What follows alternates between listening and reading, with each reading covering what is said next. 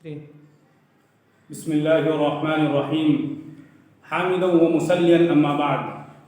ناظرین کرام، آج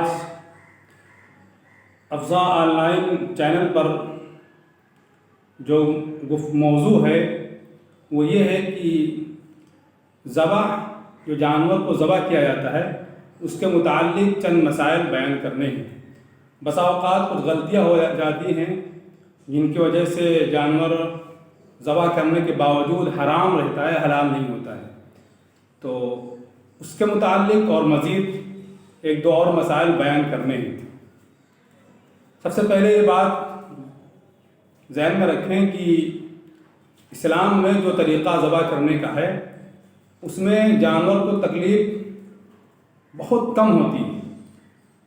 جو ذبح کرنے کا طریقہ اسلام نے بتایا ہے اس کا طریقہ یہ ہے کہ جانور کو باقاعدہ اچھی طرح سے باندھ کر زمین پر لٹایا جائے.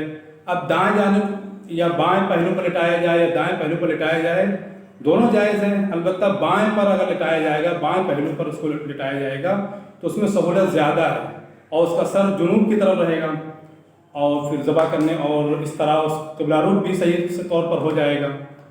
تو یہ ایک چیز ہے.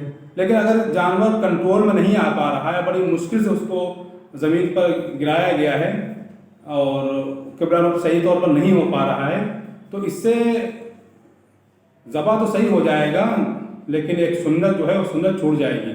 لیکن اگر قابو میں نہیں آ رہا ہے تو بہرحال جس سمت میں جانور وہ کر سکتے ہیں، لیکن کوشش کرنی چاہیے کہ قبلہ رخ جانور ہو تب اس کو ذبح کیا جائے.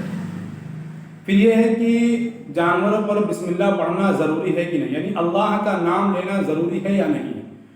تو اس سلسلے میں دو صورتیں ہیں. ایک صورت وہ ہے کہ اگر کوئی شخص جانور کو ذبح کر رہا ہے، اور یہ صرف مسئلہ قربانی کے جانوروں کا نہیں ہے، یہ عام دنوں کا بھی مسئلہ ہے کہ اگر کوئی شخص جان بوجھ کر بسم اللہ نہیں پڑھ رہا ہے تو فرمایا قرآن کریم میں وَلَا تَأْكُلُوا مِمَّا لَمْ يُذْكَرِ اسْمُ اللَّهِ عَلَيْهِ کہ جس پر اللہ کا نام نہیں لیا گیا ہے جانور پر ذبح کرتے وقت تو اس کا کھانا جائز نہیں ہے. لہذا اگر جان بوجھ کر جانور کو ذبح کرتے وقت جان بوجھ کر اگر نام نہیں لیا گیا اللہ کے نام سے جانور کو ذبح نہیں کیا گیا تو وہ جانور حرام ہے، اس کا گوشت بھی حرام ہے، اس کا کھانا جائز نہیں ہے. البتہ اگر بھول سے اللہ کا نام لینا بھول گیا ذبح کرنے والا تو بہرحال تب تو اس کی گنجائش ہے، تب تو گوشت بھی حلال ہو جائے گا، اس کا کھانا بھی جائز ہے. یہ مسئلہ حرام اس وقت ہوگا جب جان بوجھ کر اللہ کا نام نہ لیا جائے. جان بوجھ کر اللہ کے نام سے جانور ذبح نہیں کیا جا رہا تب حرام ہوگا. اگر بھول کی وجہ سے ہے تو کوئی حرج نہیں، تب تو اس کا گوشت حلال رہے گا. اس سلسلے میں اپنے قصائی بھائی سے اور جو لوگ بھی جانور ذبح کرتے ہیں ان سے بھی یہ درخواست کرنا چاہتا ہوں کہ جب جانور ذبح کریں تو منہ میں جو پان اور مسالہ ہوتا ہے تو اس کو اچھی طرح سے تھوک کر منہ صاف کر کے پھر ذبح کریں تاکہ اللہ کا نام لینے میں سہولت ہو. ورنہ پھر منہ میں پیک وغیرہ بھر کر اگر ذبح بہت سے لوگ ایسا کرتے ہیں تو پھر نام لینے میں بڑی دشواری ہوگی. تو اس کو ذہن میں رکھنا چاہیے. دوسری چیز یہ ہے کہ ذبح کرنے والا توحید پرست ہو، یعنی اللہ یعنی مسلمان ہو، شرک نہ کرتا ہو. مثلا اگر کوئی شخص ایسا ہے جو حضور اکرم صلی اللہ علیہ وسلم کو اللہ کے برابر سمجھتا ہے کہ حضور صلی اللہ علیہ وسلم مشکل کشا ہیں یا وہ حاضر و ناظر ہیں، ہر جگہ موجود ہے. جس طرح اللہ تعالیٰ موجود ہے اسی طرح نعوذ باللہ حضور اکرم صلی اللہ علیہ وسلم ہر جگہ موجود ہے. اس طرح کے جن کے عقائد ہوں تو ظاہر ہے پھر وہ اللہ کے ساتھ شرک کر رہا ہے. تو ایسا اگر کوئی شخص ہے اور وہ جانور ذبح کر رہا ہے تو ایسے شخص کے ذبح کرنے سے جانور حلال نہیں ہوگا بلکہ حرام رہے گا. لیکن ہمیں کھوج نہیں کرنی، بس یہ ہے کہ اگر کوئی کہے کہ مسلمان ہے اور ہمیں معلوم ہے کہ ہاں اس کے عقائد صحیح ہیں تو بس ٹھیک ہے. لیکن اگر معلوم ہو جائے یقین کے ساتھ کہ آدمی شرک کرتا ہے، اللہ کے ساتھ شریک کرتا ہے، اس کے عقائد صحیح نہیں ہیں تو بہرحال اس کے ذریعے سے بچنا چاہیے، ورنہ وہ جانور کیا حرام رہے گا، حلال نہیں ہوگا. یہیں پر ایک بات اور سمجھ لیں کہ جانور کو ذبح کرنے میں جن رگوں کو کاٹا جاتا ہے وہ 4 رگیں ہیں. ایک وہ رگ ہوتی ہے جس سے جانور سانس لیتا ہے، دوسری رگ جس سے کھانا کھاتا ہے، اور 2 رگ جس سے جو خون والی جو رگیں ہوتی ہیں 4 رگیں ہیں. ان کو کاٹنا چاہیے. البتہ 3 رگیں مکمل طور سے 3 रगों का काटना मुकम्मल तौर से ज़रूरी है। अगर 3 से कम रगें कटी हैं तो जानवर हलाल नहीं होगा बल्कि हराम रहेगा। यहाँ पर यह बात बहुत अच्छी तरह समझ लेनी चाहिए। अब यहाँ पर एक बात ये और है कि वैसा औक़ात ज़बह करते वक्त जब जानवर को ज़बह किया जाता है तो 4 रग कटने के बाद मज़ीद उस पर छुरी चलाई जाती है और जो हराम मग़ज़ जो होता है वो भी कट जाता है। और ये इस वजह से किया जाता है ताकि जानवर जल्दी से ठंडा हो जाए। तो ऐसा करना कि 4 रगों कटने के बाद हराम मग़ज़ भी काट देना, ये अमल सही नहीं है, ये मकरूह है। उसकी वजह ये है कि इस्लाम में जो तरीक़ा है वो 4 रग काटने के बाद रुक जाना ताकि जानवर ठंडा हो जाए। अब जो 4 रगें जो काटी गई हैं 4 रग कटने के बाद अब जो दिमाग का कनेक्शन जो जिस्म से है वो एक हद तक ख़त्म हो चुका है, लेकिन जो है हराम मग़ज़ है उसके ज़रिए कनेक्शन बाकी है, जिस्म और दिमाग का कनेक्शन बाकी है। अब उसके ज़रिए जिस्म को पता ये चल रहा है कि कुछ हुआ है जिसकी वजह से खून उसकी तरफ पहुंचता है और पहुंचने के बाद फिर सारा खून निकल जाता है। लेकिन अगर हम हराम मग़ज़ काट देंगे तो मुकम्मल तौर से जो जिस्म का जो खून है वो बाहर नहीं निकलेगा। उसके कई एक तो ये अमल मकरूह है इस तरह करना, और दूसरा ये है कि मुकम्मल तौर से जिस तरह खून निकलना चाहे उस तरह खून नहीं निकलेगा। और तीसरी चीज़ ये है कि गोश्त में लज्जत भी कम हो जाएगी और जानवर को तकलीफ भी इसमें ज़्यादा होती है। इसलिए 4 रग कटने के बाद जानवर को छोड़ देना चाहिए जब वो ठंडा हो जाए, और फिर उसके बाद फिर उसका सर अलग कर लीजिए, फिर हराम मग़ज़ काटिए, उसमें कोई फ़र्क नहीं पड़ता है। इसी तरह जब तक जानवर ठंडा ना हो उसकी खाल भी नहीं उतारनी चाहिए, इससे जानवरों को तकलीफ़ होती है। हदीस में आया है कि अपने जानवर को ज़बह करते वक्त उनको आराम पहुँचाओ। आराम पहुँचाने का मकसद यही है कि छुरी तेज़ हो और 4 रगों कटने के बाद जब तक वो ठंडा ना हो जाए तब तक मज़ीद उसमें हाथ ना लगाया जाए। आमतौर पर ऐसा होता है कि 4 रग कटने के बाद मज़ीद लोग काटते रहते हैं, तो ये मज़ीद जो काटना है और हराम मग़ज़ का काट देना है और अभी तक जानवर ठंडा भी नहीं हुआ है, ये मकरूह है। इसी तरह अगर मुकम्मल गर्दन ही काट दी तो ये भी एक मकरूह है। अगरचे गोश्त पर मुकम्मल तौर से अगरचे गोश्त पर कोई फ़र्क नहीं पड़ता है, गोश्त का खाना हलाल हो जाएगा, लेकिन इस तरह करना कि 4 रग कटने के बाद हराम मग़ज़ भी काट देना साथ ही में, ये मकरूह अमल है। लिहाजा हमारे जो भी नाज़रीन देख रहे हैं इस वीडियो को, उन्हें चाहिए कि खुद समझें और बकरीद के दिन अपने दोस्त अहबाब को भी बताएं कि 4 रग कटने के बाद कसाई भाई से कहें कि भाई रुक जाइए, जानवर ठंडा हो जाए फिर आगे चले, वरना वो कसाई वगैरह जो छुरी वगैरह भून देते हैं जो हराम मग़ज़ भी कट जाता है, तो ये करना सही नहीं है, तो समझाना चाहिए। और यहाँ पर एक मसला और रह गया कि जिस तरह अभी हमने बताया कि बिस्मिल्लाह पढ़ना ज़रूरी है। अगर जानबूझकर बिस्मिल्लाह अल्लाह का नाम लेकर जानवर ज़बह नहीं कर रहा है तो जानवर हराम हो जाएगा। तो यहाँ पर यह और है कि मसलन एक ज़ैद है, एक मिसाल पेश कर रहा हूँ, ज़ैद है और जानवर ज़बह कर रहा है, लेकिन वो अभी छुरी चलाने में वो ज़रा कमज़ोर पड़ रहा है, तो दूसरा शख्स आकर छुरी चलाने में उसकी मदद करने लगा। तो ये दूसरा शख्स छुरी चलाने में जो उसकी मदद कर रहा है, इसके ऊपर भी वाजिब है कि वो अल्लाह का नाम ले। अगर ये भी अल्लाह का नाम नहीं ले रहा है, दूसरा शख्स जो मदद करने के लिए आया है, तब भी जानवर हलाल नहीं होगा, हराम हो जाएगा। हाँ, जो जानवर को जो और लोग पकड़े होते हैं उनको बिस्मिल्लाह और अल्लाह का नाम लेना ज़रूरी नहीं है, लेकिन जो मदद कर रहा है छुरी चलाने में उसका भी। इसी तरह अगर 2 लोग मिलकर जानवर को ज़बह कर रहे हैं, छुरी चला रहे हैं, ज़बह कर रहे हैं, तो उनको भी दोनों पर ज़रूरी है कि वो बिस्मिल्लाह यानी अल्लाह का नाम लें। और अल्लाह का नाम लेना ये अगर आप उर्दू में नाम लेना चाहे कि अल्लाह के नाम से मैं ज़बह कर रहा हूँ तब भी चल सकता है। अलबत्ता अगर वो बेहतर ये है कि उर्दू में नाम ले लिया जाए।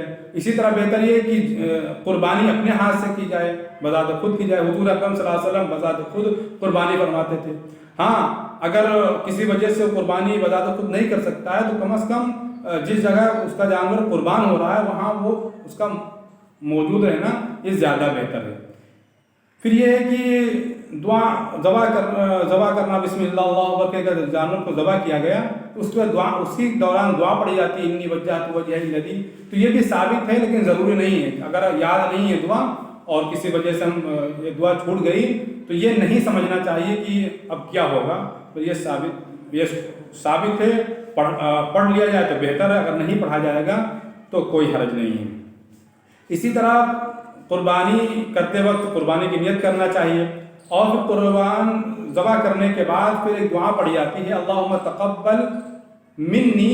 اگر اپنی طرف سے وہ قربانی کر رہا ہے بذات خود تو منی کہتا ہے، اور اگر کئی احباب کی طرف سے قربانی کر رہا ہے، بڑا جانور ہے، کئی افراد شریک ہیں، تو اللہم تقبل من فلاں من فلاں من فلاں کما تقبلت من حبیبک محمد صلی اللہ علیہ وسلم و خلیلک ابراہیم علیہ السلام۔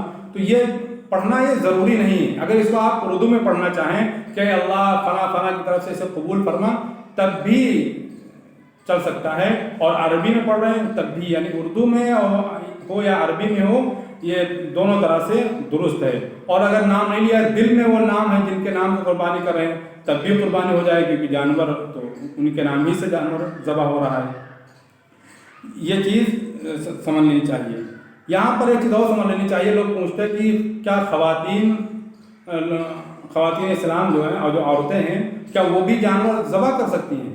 تو ہاں، اگر بے پردگی کا اندیشہ نہ ہو، خطرہ نہ ہو، تو بہرحال ان کا ذبح کرنا درست ہے، ان کا ذبیحہ حلال ہے۔ اسی طرح وہ بچہ جو شعور والا ہے، عقل مند ہے، اور اگرچہ بالغ نہیں ہوا ہے لیکن اللہ کا نام لینے پر قادر ہے اور ذبح کا طریقہ جانتا ہے، اگر وہ بھی جانور ذبح کر رہا ہے تو کوئی حرج نہیں، جانور کو ذبح کیا جا سکتا ہے۔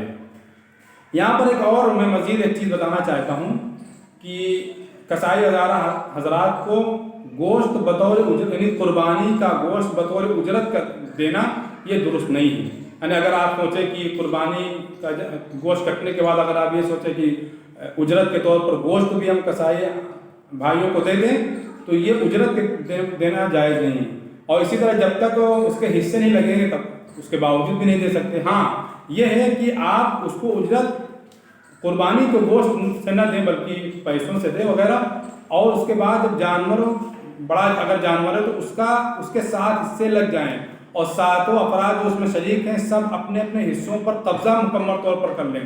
پھر اس کے بعد اگر کوئی ہدیے کے طور پر قصائی کو یا کسی غریب کو گوشت دینا چاہے تو دے سکتا ہے، تقسیم کرنے سے پہلے گوشت دینا درست نہیں ہے۔ اور اسی طرح بطور اجرت دینا، قصائی کو بطور اجرت گوشت دینا یہ بھی صحیح نہیں۔ یہ چند باتیں تھیں جو میرے ذہن میں تھیں، وہ میں نے بتا دی۔